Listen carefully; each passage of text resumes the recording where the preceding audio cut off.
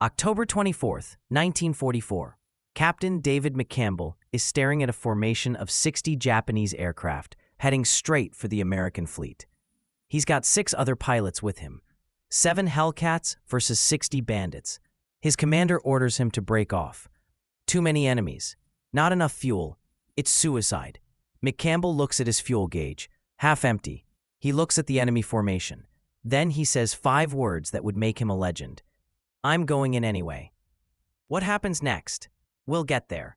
But first, you need to understand how a fighter that Japanese pilots laughed at became the weapon that broke their air force forever.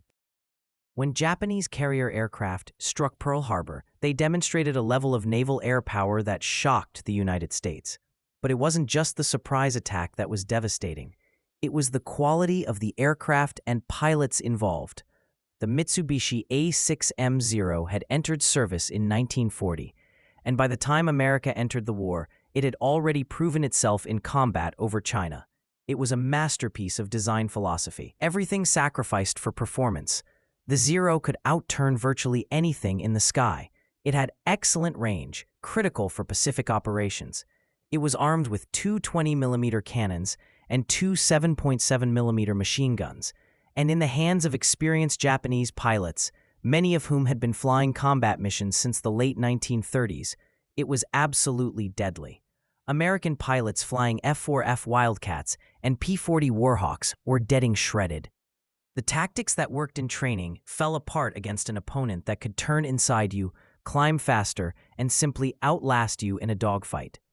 The early battles of 1942, Coral Sea, Midway, Guadalcanal, were desperately close affairs.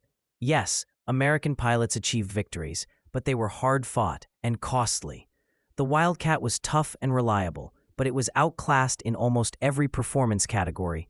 It was like fighting a ghost, one Wildcat pilot wrote. By the time you saw him, he was already on your 6, and if you tried to turn with him, you were dead. The Navy is desperate. They need a better fighter. But here's the problem. You can't just throw together a fighter plane.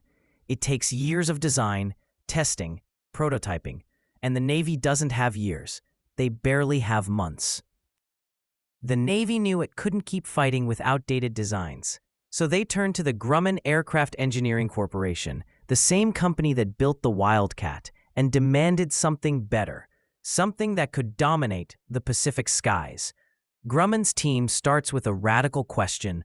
What if we stop trying to beat the Zero at its own game?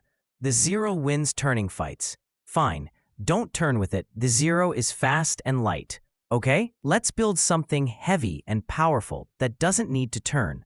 They start with the biggest engine they can fit on a carrier fighter, the Pratt & Whitney R2800 Double Wasp, 2,000 horsepower of raw American muscle.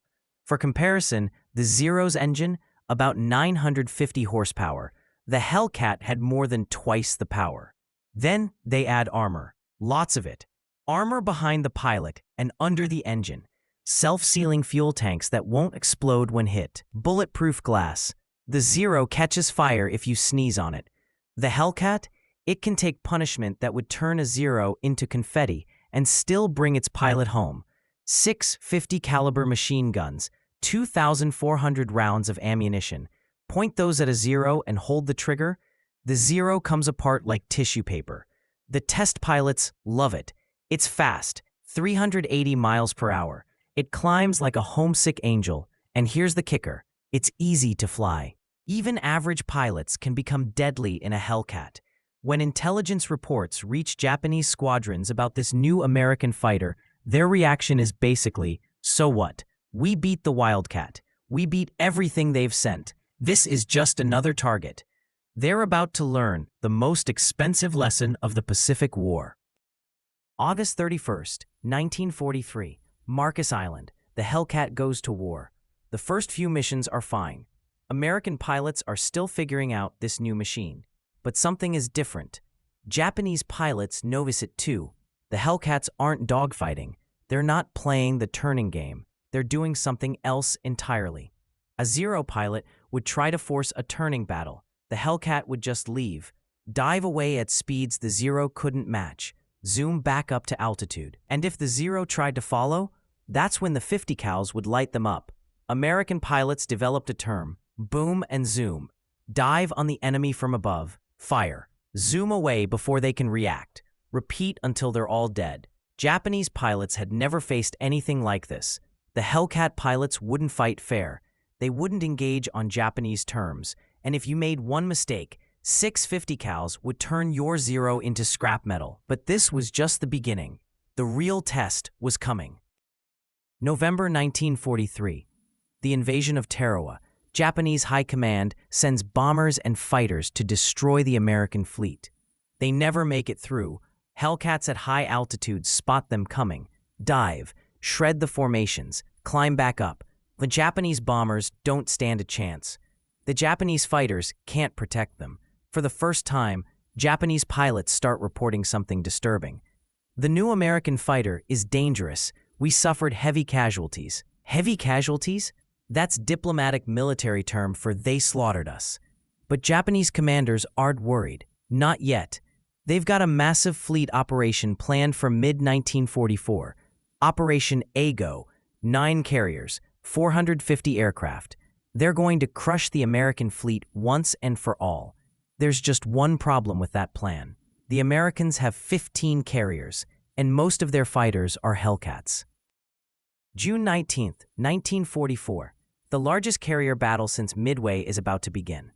Japanese Admiral Ozawa launches his first wave, 69 aircraft heading for Task Force 58. American radar picks them up at 150 miles. The Japanese don't even know they've been detected. Hellcats scramble, dozens of them, climbing to intercept altitude. What happens next is so one-sided that American pilots start laughing over the radio. The Japanese are flying in perfect parade ground formations exactly like their training manuals say. Tight, orderly, and predictable. The Hellcats dive into them like wolves into sheep. They were like sitting ducks, one pilot said. They didn't even break formation at first. We'd make one pass and 3 or 4 would be going down in flames. By the time they figured out what was happening, half of them were already dead. Wave after wave. The Japanese launch 4 major strikes that day. 400 aircraft. The Hellcats intercept them all. By sunset, approximately 300 Japanese aircraft are at the bottom of the Philippine Sea. American losses, about 30 planes, and most of those were operational accidents, not combat. The Japanese Navy's carrier air force, built over decades, blooded in China, the pride of the imperial fleet, is effectively destroyed in one day. But we're not done yet. Remember Commander McCampbell? We're about to see why he became a legend. Commander David McCampbell is 34 years old. In fighter pilot terms, he's ancient. Most fighter jocks are in their early 20s. But McCampbell has something those young pilots don't. He's smart, calculated, and absolutely fearless when it matters. It's early morning. His Hellcat, Mincy 3, is only half fueled. There wasn't time for a full load. Then, radar picks up a massive enemy formation. 40 fighters, 20 bombers, heading straight for the fleet. 7 Hellcats scramble to intercept. 7 Hellcats versus 60 Japs. McCampbell's commander radios. Break off. Too many of them. Not worth it. McCampbell looks at his fuel gauge, looks at the enemy formation, and makes a decision. I'm going in anyway.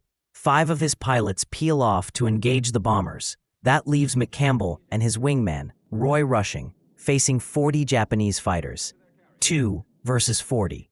For the next 90 minutes, McCampbell fights one of the most remarkable air battles in history. He uses every advantage the Hellcat gives him. Altitude, speed, and firepower. He picks off stragglers. He dives through formations, guns blazing.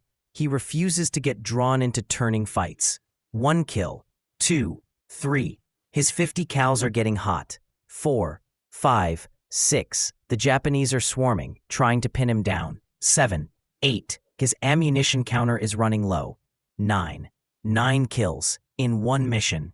While outnumbered 20-1, his wingman Rushing gets 6 kills. 15 Japanese fighters destroyed. 2 Hellcats, both survived. When McCampbell finally heads back to the fleet, his engine is sputtering. He's completely out of fuel.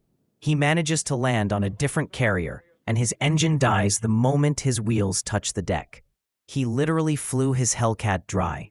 For this action, McCampbell receives the Medal of Honor by the end of the war. He'll have 34 confirmed kills, the Navy's all-time top ace. But here's the thing, McCampbell wasn't superhuman. He was a very good pilot, flying an excellent aircraft that gave him every possible advantage. Let's talk about what the Hellcat actually accomplished. 5,223 enemy aircraft destroyed in aerial combat. Kill ratio of 19-1. For every Hellcat lost, 19 enemy planes went down. Over 300 pilots became aces flying the Hellcat. 75% of all U.S. Navy aerial victories in World War II came from this one aircraft type. Compare that to the Zero. By 1944, it was obsolete. Experienced pilots were dead, replaced by barely trained rookies. No armor, no self-sealing tanks. One burst and it exploded. Couldn't compete with the Hellcat's speed, power, or firepower. But why? Why was the Hellcat so dominant? It's more than just specifications. Here's the secret to the Hellcat's success, and it's not what you think. The Hellcat was designed around one revolutionary idea: bring the pilot home alive. The Zero was designed to be the ultimate fighter plane. The Hellcat was designed to be the ultimate fighter system. What's the difference? A captured Japanese pilot, interrogated after being shot down, described it perfectly. Fighting a Zero was like a sword fight. Fast, deadly, but if you were good enough, you could win. Fighting a Hellcat was like bringing a sword to a gunfight. You couldn't hurt it, and it only needed to hit you once. American pilots could make mistakes and survive. Get hit, the armor protected you. Fuel tank hold, self-sealing technology meant you could still fly. Lost in combat, the Hellcat was forgiving enough that even shaken pilots could get back to the carrier. Japanese pilots in Zeros? One mistake was fatal. One lucky shot could set your fuel tank on fire. No armor meant a single 50 cal round could kill you. This meant American pilots learned from their mistakes. Japanese pilots just died. But there's another factor. America's industrial monster was just getting warmed up. Grumman's factory in Bethpage, New York, was producing one Hellcat every hour during peak production. One plane every hour. Over 12,000 Hellcats were built during the war. Japan's total aircraft production in 1944? About 28,000 planes, of all types. Fighters, bombers, trainers, everything. And they were running out of aluminum, fuel, and trained workers. America was producing more Hellcats in a year than Japan could produce total aircraft, and American planes were better. Every Japanese pilot shot down was nearly impossible to replace. The training infrastructure didn't exist. The fuel for training flights wasn't available. The experienced instructors were all dead. Every American pilot shot down, replaced within weeks by someone with 6 months of intensive training and hundreds of hours of flight time. This is what total war looks like: superior design, superior tactics, superior training, superior production, all combined into one overwhelming system. By late 1944, Japanese pilots know they're flying to their deaths. One Zero pilot's diary, recovered after the war, describes the feeling. We call them one-way missions now. When we see the Hellcats, we know most of us will not return. The American fighter is too strong, too fast, too heavily armed. We are fighting with the spirit of the samurai, but they are fighting with the weapons of the gods. Think about that. These are experienced military pilots, not given to poetic exaggeration, and they're describing the Hellcat in almost mythological terms. By the Battle of Leyte Gulf in October 1944, Japan's carriers are sailing with no aircraft. They're being used as decoys because there are no trained pilots left to fly from them. By early 1945, the few remaining Japanese naval aviators are being converted to kamikaze units. It's a final admission. We can't win in air combat anymore. Our only option is suicide attacks. The Hellcat didn't just win the air war. It made everything else possible. The submarine campaign, Hellcats kept Japanese search planes away from American subs. The island hopping campaign, Hellcats provided air cover. The strategic bombing of Japan, Hellcats escorted the bombers. Control of the air meant control of the Pacific, and the Hellcat owned the air.